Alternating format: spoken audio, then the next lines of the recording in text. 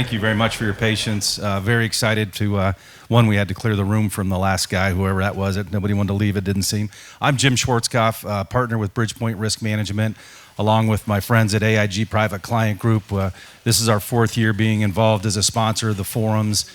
We believe in education from a client perspective and absolutely love forums just like this and what the Revs is all about. So with that, I will turn it over to these fine gentlemen to introduce themselves. I'm Miles Collier. I'm a car collector and a principal in the Revs Institute, a nonprofit that's interested in the influence of the car on society, past, present, and future, as well as being a retired real estate developer.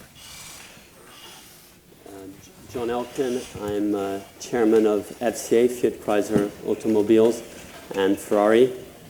And first time attending this incredible event here in Pebble Beach. And I'm Joe White. I'm the global auto editor with Reuters, and I do feel like we're at a ship at sea. And this is my first time here as well, surprisingly enough to me. So we're all glad that you're here, and Miles is going to kick us off in the conversation. And then we're going to hear from John and hear what he has to say about the wonderful brands that he is lucky enough to have. Yeah, and as we're an intimate group, I'm happy to take any questions that you have. And we'll leave time for that. Yeah, we'll make sure there's time at the end. So, John, I note you just said that this is the first time that you've been to Pebble Beach. And so, obviously, inquiring minds want to know, what's your take on this kind of craziness here? Well, I've been very surprised by the amount of passion that exists here around cars and history of cars, and it's been unbelievable to see the quantity of wonderful cars, and we're very fortunate that a lot of those cars also have our brands. So on a more personal note, it was something I'm very proud of. And I think rightfully so, because what could be more charismatic than Lancia, Alfa Romeo, Maserati, Ferrari, and so on. It's really wonderful. So, in that guise, are you yourself a car enthusiast in the classic sense of having a car collection and reading old books, or what's your relationship to these great brands?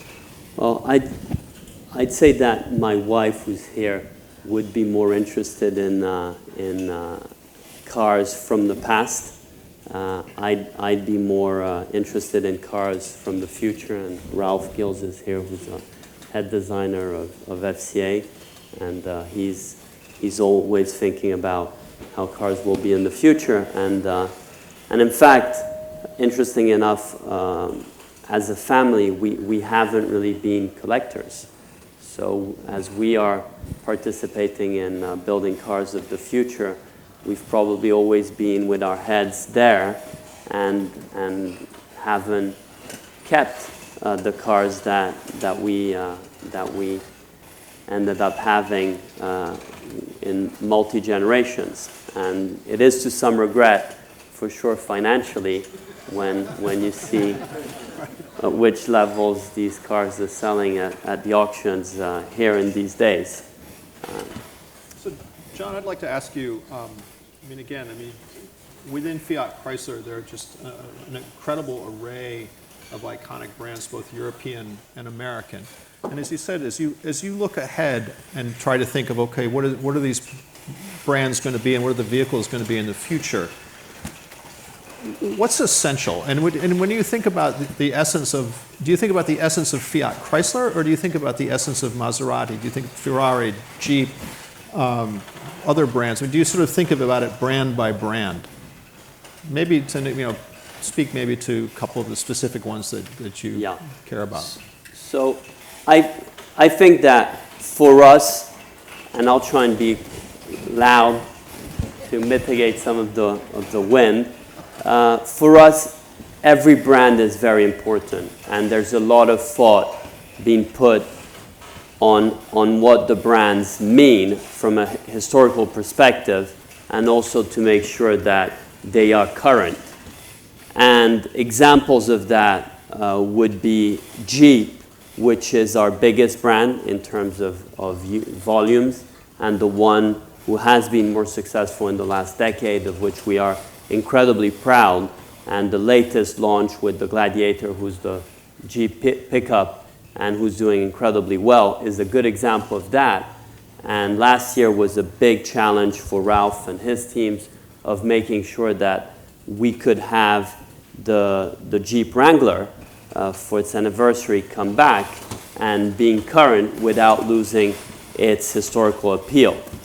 Our Italian heritage, like you mentioned, Alfa Romeo is a incredible brand if you look at all the cars here. And the latest exercise that has been done is the Tonale, which is the first Alfa Romeo to be a plug-in hybrid, and having not only the aesthetic features of an Alfa Romeo, but also the more current technologies.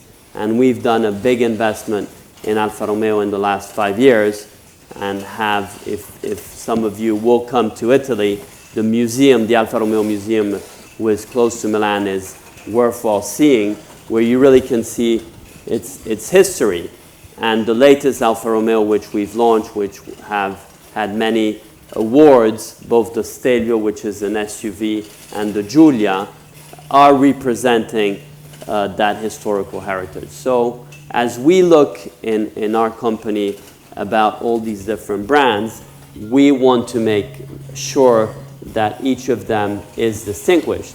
And it's been incredibly, it's been incredible to be able to work not only as Fiat and not only as Chrysler, but together. And you have examples of that. So the smallest Jeep, which is the Jeep Renegade, is a good example of Fiat's capability in small cars with the Jeep strength. Or if you look at muscle cars and the evolution of the muscle cars, just a week ago you had more than 50,000 people at a drag race. That just shows how much today these cars are still of interest for many people. And the way the muscle cars are going to be reinterpreted, the teams working on them have captured also the strength of a sports cars that we have in an Italian heritage, like the Maserati and the Alfa. So these brands are unique, but on the other hand, we spend a lot of time in trying to see how we can strengthen by the capabilities that we have within the different parts of the company. Okay, just one follow-up on that. So as you look at all your different brands, and you have more brands than some of your competitors, maybe many of them, are there technologies that are out of bounds or inappropriate for, say, Jeep versus Ferrari, and I know Ferrari is a separate stock, but I'm putting it together here. Or we would never do a Jeep sports car. We would never do an SUV, a straight-up SUV in Ferrari. I mean, do you have to? Is that part of it, or are those distinctions and rules kind of off the table?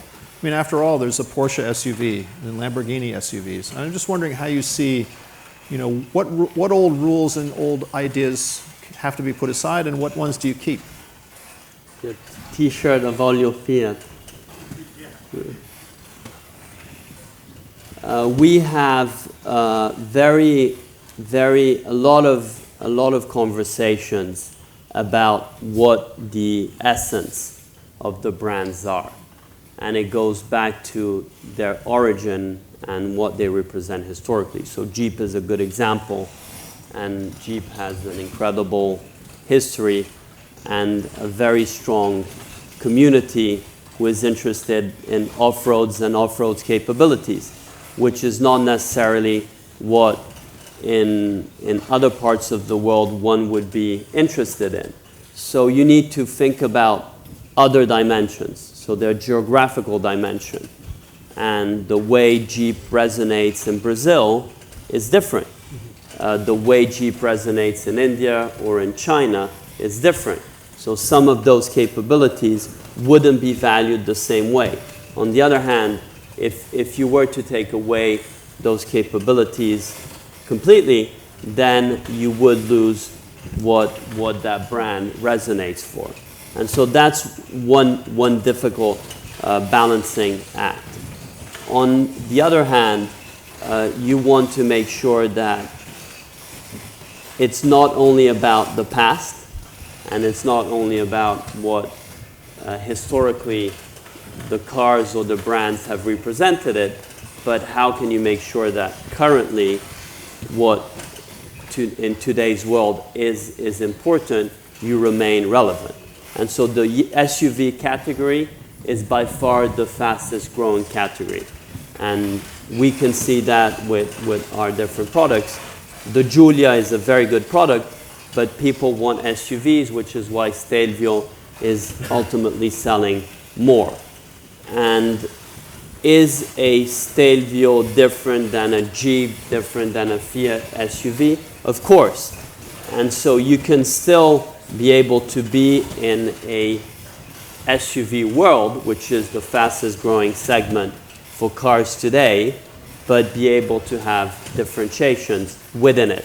And there's a very ambitious plan we have in the years ahead on the smaller cars, where we have been very precise from a design standpoint, but also from a technical standpoint of how within small SUVs our different brands will be represented.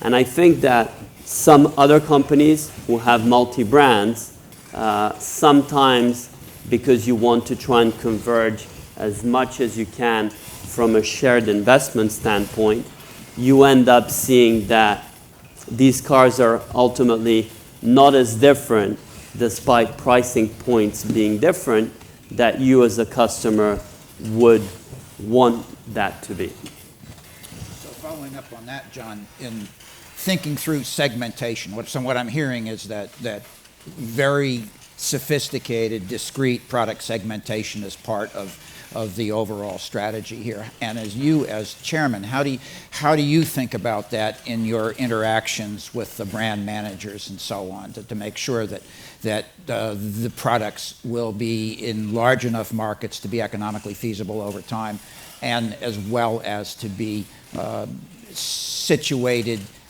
congruently with both the technology that's going to be in the car, like a hybrid SUV versus a diesel SUV versus possibly a plug-in electric SUV. As chairman, how do you balance all of those kinds of issues? Well, our organization is an organization where responsibility is in the hands of who is in control of brands or of regions. So to give an example, within our biggest business would be Jeep, and our biggest market would be North America. And you have very strong leaders for Jeep, you have very strong leaders for North America. So they have responsibility of making sure that the right combination of what our customers, and especially our new customers and additional customers, will want in making sure that we can think about those types of products.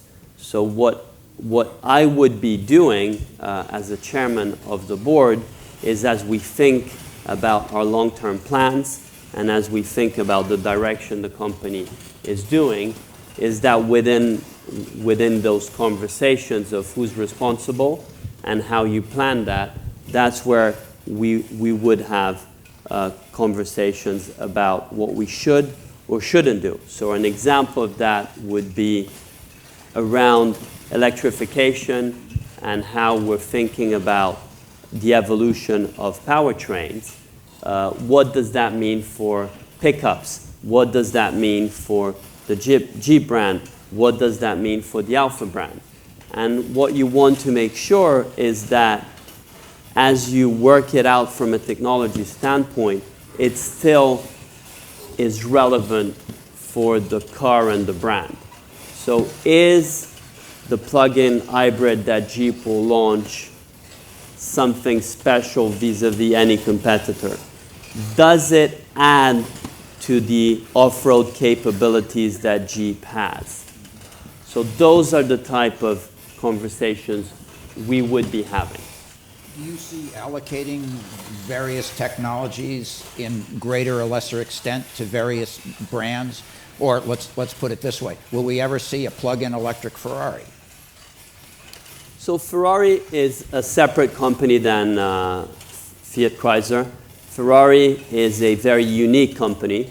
It's a company which this year will be producing and selling close to 10,000 cars. And in the world in which transportation is changing, a company like Ferrari is in a very specific and unique niche. So what happens within Ferrari is not really applicable to a much larger car company like FCA. Ferrari, to some extent, would be the stallions of today, where we don't ride any more horses or carriages, but stallions are still incredibly valuable, and it's a very good market if you have the best stallions. And Ferrari has and continues to have the very, very best stallions. And last night, we had the opportunity of presenting the SF90, which is the first hybrid that is not a special series, which LaFerrari was. So it really gets to use the technologies to optimize what is the best car you would be able to drive from an hybrid standpoint, where you have the electrification give you the maximum acceleration, and then you have the combustion engine who keeps you going. And it's 1,000 horsepower. It's an incredible car, and that's really where Ferrari has kept its strength. And if you look at the 5 most expensive classical cars, all 5 are Ferraris. And if you look at an event like this one, you really see how much a company like Ferrari, thanks to the product it has been able to do, remains unique. And we definitely are very aware of it, and that's one of the reasons why we felt that Ferrari was better off as an independent company in making sure that it could continue what it has been doing, and with all the different changes that the car industry is going through, have different dynamics that what bigger and most likely even bigger car companies will be in the future. Can I ask another question about Ferrari? And honestly, you could call this event Ferrari Beach. I was down in Carmel on Thursday, and there's just one Ferrari after another. But what struck me, and again, I'm kind of new to this, was the Ferrari GTs, the sort of the personal cars, the customer cars from the 50s and 60s, and just how elegant they are, but how approachable they are. And an ordinary person could drive one. And I'm wondering if, as you look at Ferrari, whether reclaiming some of that in a modern way is a relevant idea, or whether it's something that is not a relevant idea. I'm just interested in your view on that. So Ferrari in the last 20 years has been able to build on performance car. And performance cars originate from its heritage in racing. And as you rightly said, in the 60s, you had very beautiful cars called Gran Turismo, which Enzo Ferrari was doing in order to fund his racing activity. We believe that there is customers who would be very happy to have a Ferrari which would have the same attributes of those Gran Turismos from the 60s. And this year, in November, we're going to have an important launch, which is really a car. I can't tell you too much about it, but that car really wants to reflect how Ferrari is able today, in 2019, to give to additional customers. So the same, of course, but also to new customers, a elegant, unique, rare, beautiful car. And you rightly said, as we look at that period of time, we believe that that is something that we can do. Something to look forward to. Yes, and one of the big questions is what is the growth of Ferrari and how much will we grow? And if you grow too much, you won't be able to keep the uniqueness. And the answer to that is that we want to grow within uniqueness because we think that we can do products who are not eating one from each other.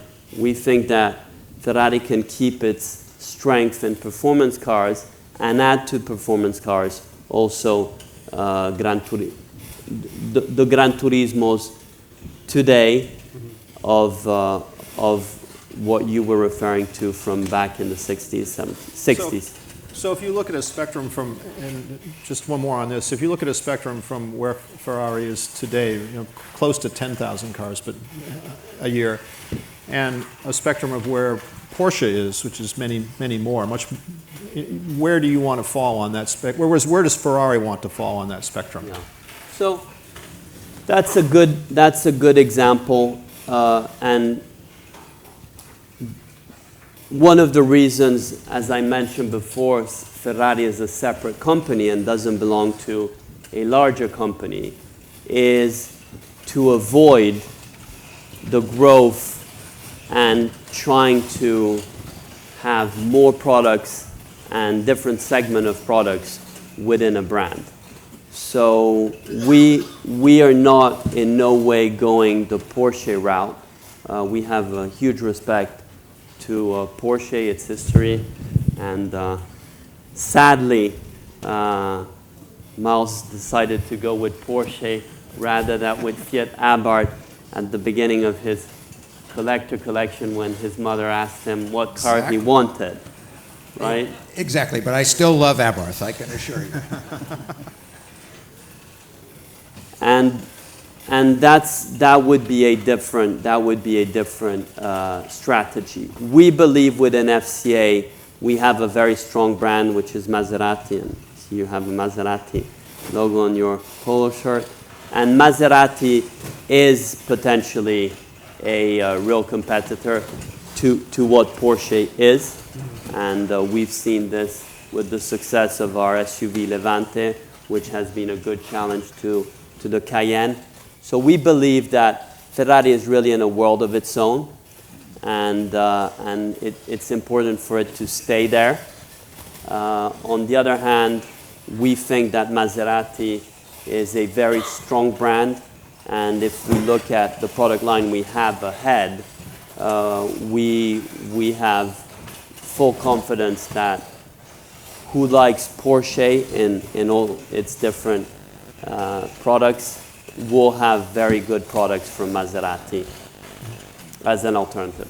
So in thinking about emerging technology, I guess so the three great emerging technology are connectivity,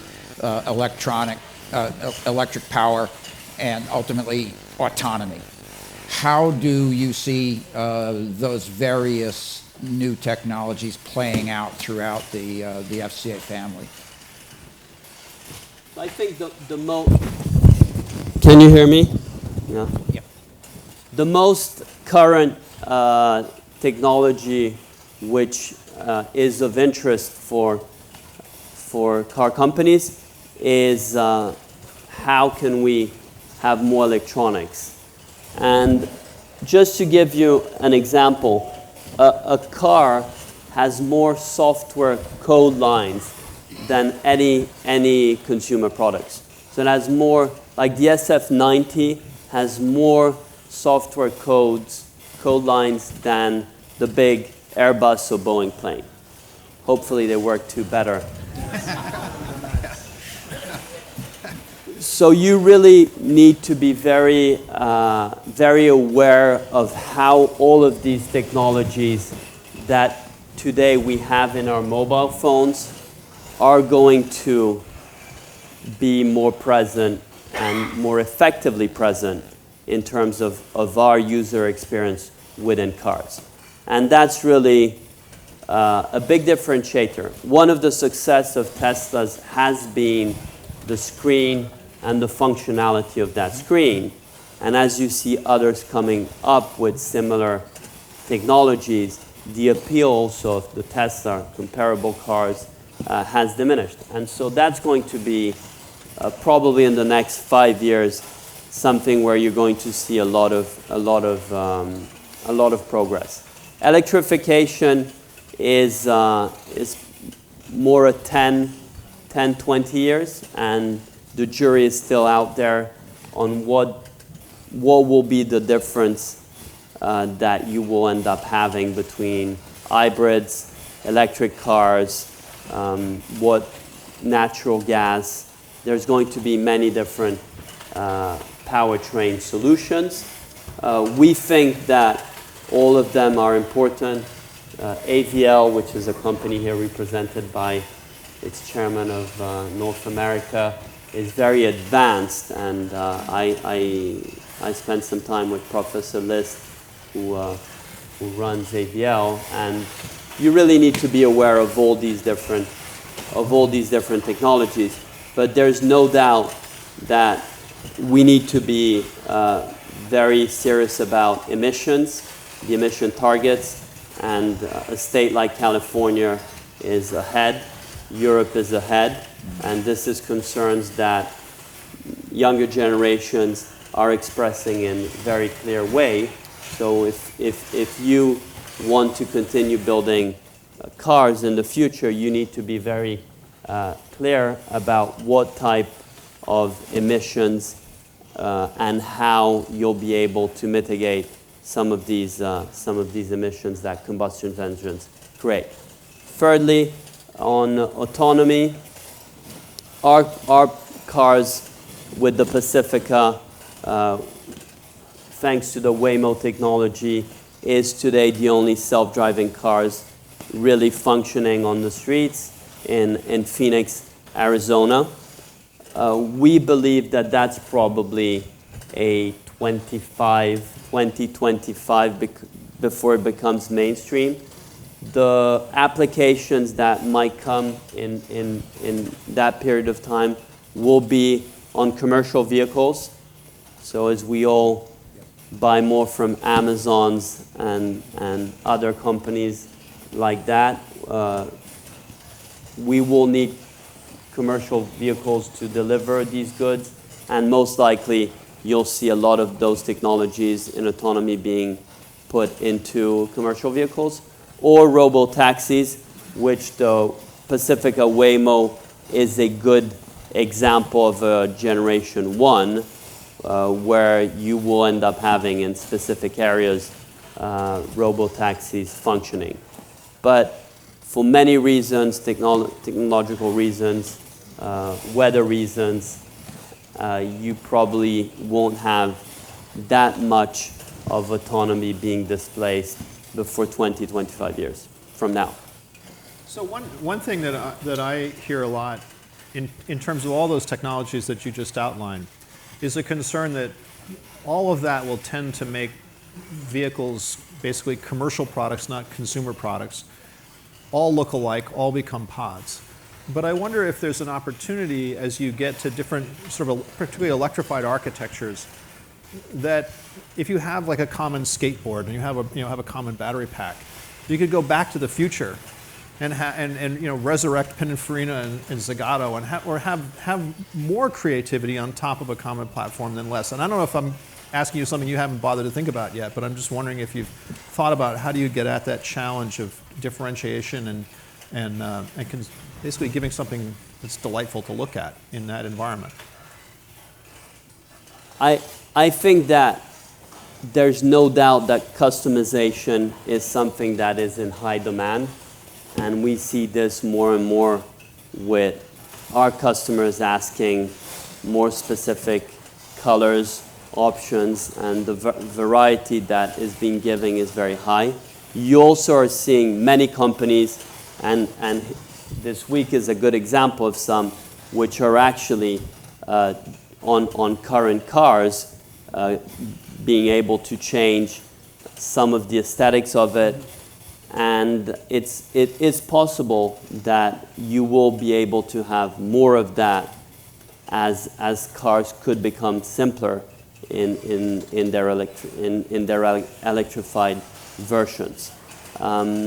You can also change more easily colors with scrapping. You can do many, many interesting things. And I think that as we've seen a lot of imaginations with covers of phones, you could have from simple versions of that on cars to more complicated ones. On the other hand, I do believe, and that's why we're very fortunate to have these incredible brands that we have, is that in a world where part of the transportation will be in simpler and more similar type of products, people will want to have distinct ones. And so the brands that are and have been distinct probably will be able to attract, and that's what I found very interesting in these couple of days here, also from younger generations, to see how compelled they are by these incredible products that are cars. And it is likely that more your daily drives or part of your drives will be in less spectacular and emotional, and you'll have less of an emotional tie to them. The ones who have that possibility will resonate more. So is your company taking any steps to engage with the idea of multiple personal transportation solutions, where on the one hand we have the Uber and the Lyft, and then we have ride sharing, and then we have other kinds of transportation service companies and so on, with at the other end being conventional single car ownership? Certainly BMW, I think, has been spending some time looking at some kind of a different world where essentially transportation is the commodity that you can get sliced and diced any way you want. Is that something that is germane in the world of Fiat, for example, or in the world of Chrysler? So the way we look at this is the following. We believe that there'll be multiple ways of transport. And if you look at ride sharing and companies like Uber and Lyft, for now, where they've basically been taking traffic from is public transportation. And there's an interesting company called Via, who's now providing software to cities and trying to help cities work on how they want to organize their public transportations, in addition to ride-sharing opportunities. So we believe that those are going to be larger markets, and Pacifica with Waymo technology is an example of a product that we're proud of doing that could address that market.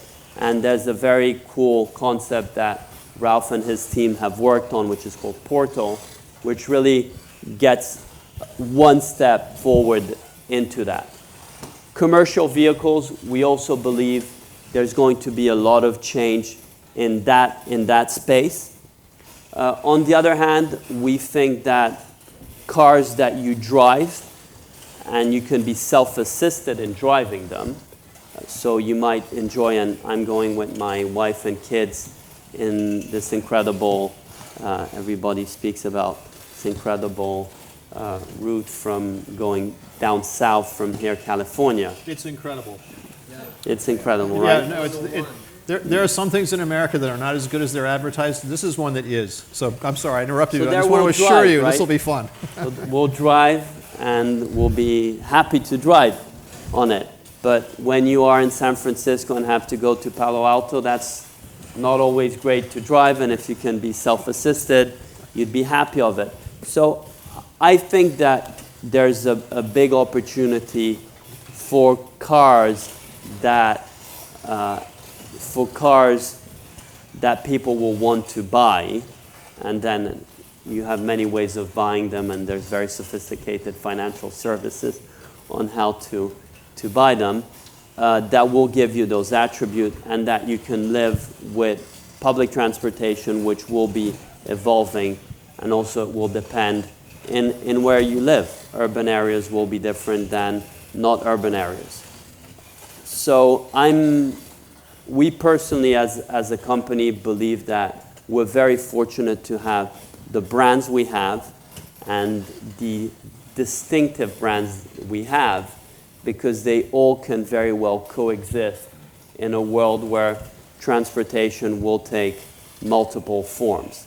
I think that and we were discussing this before, what are more avantgardistic scenarios are, self-driving flying cars, or if you end up having really subways or hyperloopers, so technologies that might come in decades from now that could radically change transportations.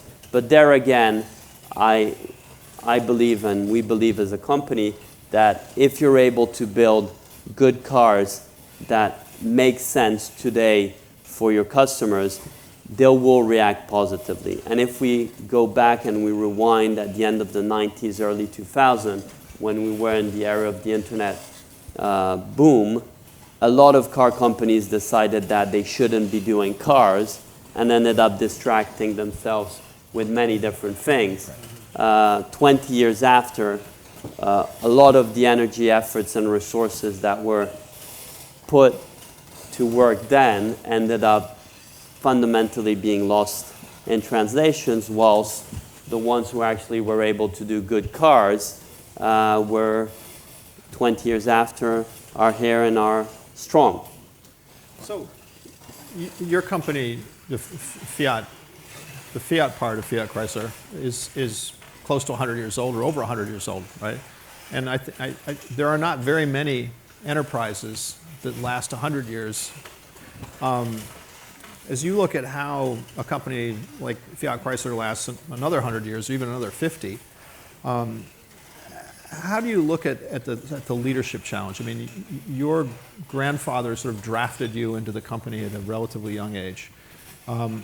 As you look at the next 20 years, how do you see yourself bringing along new leadership? So Fiat's turning 120 years old this year. And if you think between 1898 and 908, in those 20 years, only in Italy 100 car companies were founded, of which in Turin, the city Fiat was founded in, 57. And we are now in a period of time where you have the same type of excitement around cars and transportation. And that's really what car companies need to be aware of in a very positive way and absolutely not afraid of. And we were speaking with Ralph before. There's an intern from Stanford University, an engineering school, who interned at FCA this summer. And Ralph had him see some of our future products.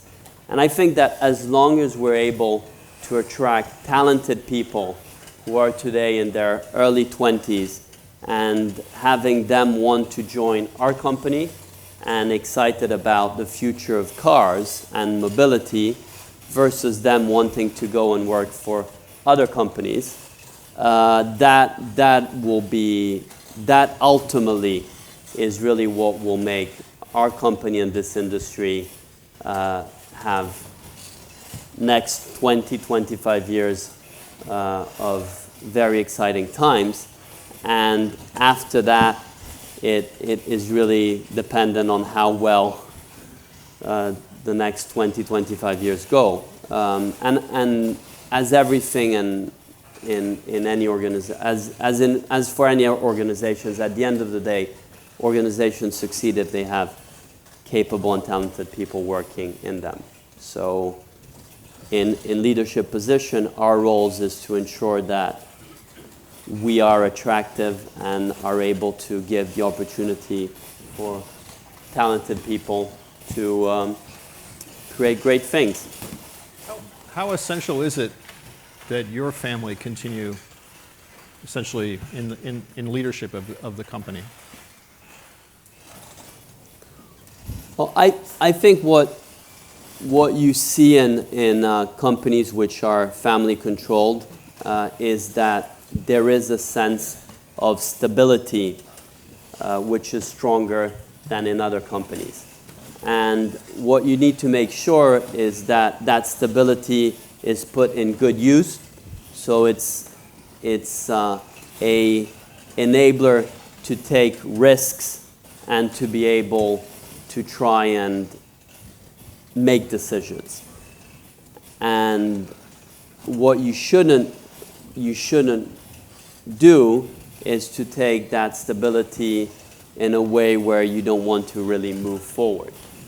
And if I look at the history of Fiat in the last 120 years, or Ferrari, who's turning 90 years this year, and both companies have been associated with my family in the car industry, what's been good in the good and in the bad times is that the ownership stability and an engaged and responsible ownership has led to have organizations where we took decisions and we moved things forward, and So that ultimately matters. in managing a family business, certainly one of the key aspects of senior family business managers is to manage the family dynamic. And do you have any particular practices that have been especially successful in handling that? Ultimately, every family is different. Yes. Right, and so it's very difficult to have specifics. I think that there's a very good equilibrium between professionally managed company, and we have a very strong CEO, Mike Manley, who used to run before Jeep and Ram, who are our strongest businesses we have today. And we had Mike succeeded Sergio. Sergio run the company for 15 years. And we've had a history since the founder, my great-great-grandfather, of professionally managed company. And I think that the equilibrium there is an important one, where you want to have a engaged and committed family who's aware of what's happening, and a strong and as strong as you can professionally led management team. I think that's a very good combination. Would you encourage a family member to get involved as a professional manager in the future if they were willing to go through some reasonable series of training steps, et cetera, et cetera? We have very simple rules where internships are available to any family member. And if someone wanted to work in one of our companies, it's not excluded. But the rule is that it's not something that they're entitled for, but they need to deserve it. And so the way it happens, because some do work, is they would have a professional career that would be similar to anyone else. Just so. And we're big companies, so it has worked very well. So I don't know if encouraging is the right word, because I think that everybody has to feel what they want to do. Right. And as a family, you should try and enable them to do as better as they can. And definitely you shouldn't discourage them. But I think that what's important is to know what you can do for internship, and if you want to work, you know that it's not forbidden, but it needs to be earned. And so on a more personal level, how did you manage this transition that came to you, which must have been quite a sort of a shocking and daunting kind of an experience when it started out, and yet you've done a wonderful job in acceding to this position? Well, I started very young, so I was, it's been a long time now. Yeah. I was appointed director at 21 years old as an engineering student, and whilst I was studying engineering at 18, I started working as I was studying. So I wasn't encouraged, but neither discouraged by my family, as I mentioned, and I had a keen interest in learning, which I still do, and was able to do many internships whilst I was a student, both in manufacturing, in working in a dealership, working in different parts of the organization, and that ended up leading to take on more responsibilities. It was also very difficult times back then when I started, and as always, when you are confronted with adversity, and luckily you're able to go through it, that is the baptism of fire, as you say. Yes. So we want to leave time for questions from the audience. Sure. Right? And so I will now ask about the French-speaking elephant in the room. You've made a proposal to merge Fiat Chrysler with Renault. Where does that stand? And is the door still open? So as I mentioned before, we believe that in the car industry, with exception to unique companies like Ferrari, volume will be important, because the more you need to invest in all these new technologies, the bigger you are, the stronger you end up being. And we've been very public about this. We've benefited from doubling in size with Fiat joining forces with Chrysler. We're also well aware that these mergers need to be well managed. The history of Chrysler with Daimler was not a successful one, and so what works on paper doesn't necessarily mean it works in practice. We believe that there was an opportunity, which is why we made our proposal to Renault, and we will continue, if the right opportunity were to present itself and would make FCA a stronger company, to pursue it. But on the other hand, we don't need to do anything, and that's always a good position to be in, and we have a very strong independent future without having to become bigger. On the other hand, if the right opportunity of becoming bigger would present itself, we would, as we have in the past, look at it very carefully. Do you want to open it up for the audience at this point? Sure. Open it up to the audience at Yes, this point? I think Yeah. if... By the way, I don't know who's keeping time. Is anyone keeping time? Say it again. So how are we on time? Next session is 1:30. Oh, okay. We've got a few minutes then. So what are We they, won't- fi- we won't fi- necessarily 5 or keep it 10 till minutes to the 1:30. audience? Yeah. So Okay. questions from the audience. Gentleman there.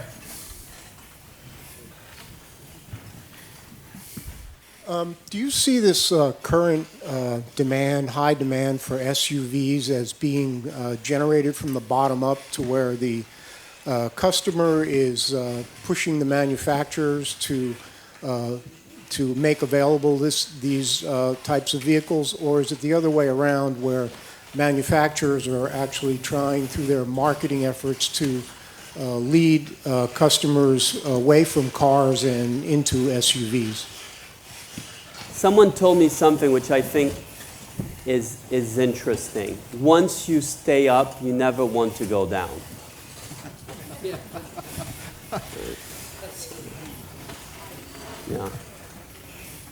And so I would say it's really consumer preference that dictates that.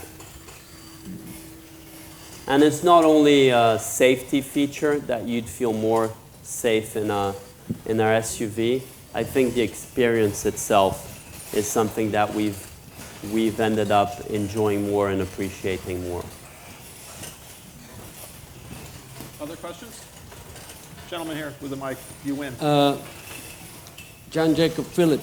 I would like your assistance in getting connection with Centro Storico Fiat. My family has managed to keep one of the only 25 known to exist 519 Fiat. So we kept it for 60 years and I'd like to put it to work now. So if you help me, I'll very much appreciate it. If you give me your contact, Yes. I'll be very... Misfortunately, I cannot afford Ferraris. I'm a Porsche guy, so. So it's in Mexico? Yes, in Guadalajara. And this is the actual picture of the car. Wow.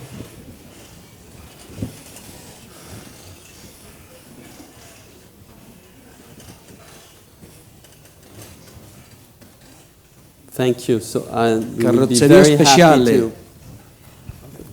Gracias. Gracias. Another question, right there.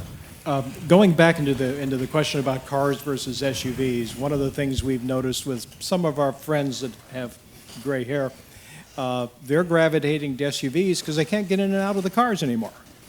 The cars have gotten so aerodynamic and all this, you literally can't. So how much of that is driving the march to SUVs? Because those of us that love cars would like to have a friendly car. But that's more on the sports cars, right?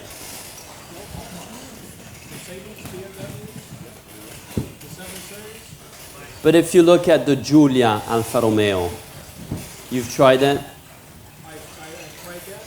It's more difficult to get in and out of the Giulia Than the Stelvio. than the Stelvio.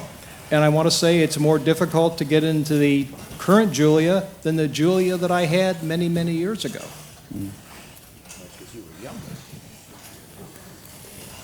But if the same one, if you were to look, let's say BMW, between the SUVs and the non-SUVs, if you tried also the historical ones, you feel that the historical ones versus the new ones are more difficult to get in? Like an M3 of 20 years ago and M5 of 20 years ago and of today. Most of them I find easier, and most of them are more friendly because they have much larger glass areas. You can see. And the new cars don't. Now, a lot of that is the safety standards. Welcome to our government, decreeing what you're going to do. But I feel for your incredible challenge in this industry. Other questions? Oh, gentleman's got a mic right here. Hello, John. My wife and I met you in Mugello when Yes. you took over. So you looked. It's more of a personal. I'm a big fan of your uncle, which you remind me of your grandfather, rather. What do you think of the documentary? Because it's about your family and the history. All documentaries are, the reality is different than how it's represented. Okay. But I think it was the way it was done, which is also the reason why we as a family participated with interviews, was well intentioned. Yes, I thought it was So great. is everything true? No. No. But it was well intentioned. Yes, it was a nice part of your family. Thank you. Thank you. Gentleman who has the mic, and you have a question? Yes, good afternoon. I'd like to do two questions in one regarding the electrification technology. One, if Fiat is considering battery swap technology, and the other question would be regarding something along the lines of subscription services to be able to access the vehicles worldwide. So, battery swaps is hard. So that's more of an infrastructure challenge than a car company challenge. So let's say if they had been able to create a swap mechanism which was efficient, that would have been a direction where the industry would have gone. It seems that it's much easier to have your battery and charge it. So that's not something the industry really has a say on. It's more of the infrastructure, like the gas stations. Yeah. So that the maths don't seem to work there. Okay? The other question is, I think that's part of the evolution of, it's more of a financial service package that at the right pricing you could make that available. Because I think that would be really interesting for people who travel a lot. No doubt. So that's not a difficult one to do. It's just what's the pricing at which it would make sense for customers. Okay, thank you very much. Other questions? You got one here. Oh, okay. You first. Me first. Okay. Ladies first. Ladies first. So does the sale of street-driven Ferraris still support F1? Or does F1 now get its funding from some other part of Ferrari? So F1 gets its funding from mainly two revenue streams. One is participating in Formula One, gives you parts of the economics, and secondly, sponsorship. I hope they start doing better. I hope too. My children hope too. So the gentleman over there with the mic. I wonder if you could tell us something about upcoming products from Maserati. We've heard for years that there might be a car coming called the Alfieri, but it's been years. And most recently I heard that it could be developed as an all-electric car. Is there anything you can tell us about that? Yeah. So there is a sports car that Maserati is thinking about. It won't be all electric. And there will be electric Maseratis coming up. But doing a sports cars like the Alfieri all electric wasn't compelling enough. So it was studied, worked on, but the conclusion was that we could do better. For now, if you have the hybrid, then you can optimize the acceleration with the electric part component, and then you have the combustion engine who kicks in. Problem is that on sports cars, your battery won't last much. When you look at ranges are if you drive normally.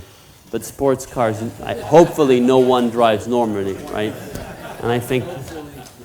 Yeah, but you are thinking about an electric Maserati. We will have an electric Maserati, Yeah, yes. I can't remember if that was in the plan you published or not. Yes. Okay. All right. Other questions before And we have the 500 will be launched. The Generation 2 500 will be launched in Europe next year, fully electric. Generation 1, you have many here in California, and Generation 2 will come out in Europe next year. This is not a question, it's really a compliment for Alfa Romeo. When we looked at the Giulia and the Stelvio, I appreciate the interior designers. The customer interface is very similar on those cars, and if you wanted to have both, that makes it very easy. My compliments. Thank you. Thank you. Go ahead. Go ahead. There's one question. All right. Yeah, we'll take one more and then. Last question, then please. We'll be done. China has announced they're going to do away with internal combustion engines in the next few years. How will that affect Fiat SA? Can you repeat, sorry? The nation of China has announced they're going to go all electric, no combustion engines allowed after, what, 4 or 5 years from now? How is that affecting Fiat? Well, China for us is Jeep, and then Maserati and Alfa Romeo and Ferrari, which we import. We believe that, and our market share, unfortunately, is not that important. So, what that does for us is really not much. So the way we look at it is that it's an incredible opportunity set for us, especially with the Alfa brand, to be able to come back with very interesting hybrid or electrified products. So in our case, it's an opportunity because our business is not that big to be threatened. So I think that uses up all of our time, and thank you all for attending, and it's my special thanks to John Elkann for giving us so generously of his time. Thank you so much. Really appreciate it. Thank you. Thank you. Appreciate it. All right, we'll go that way.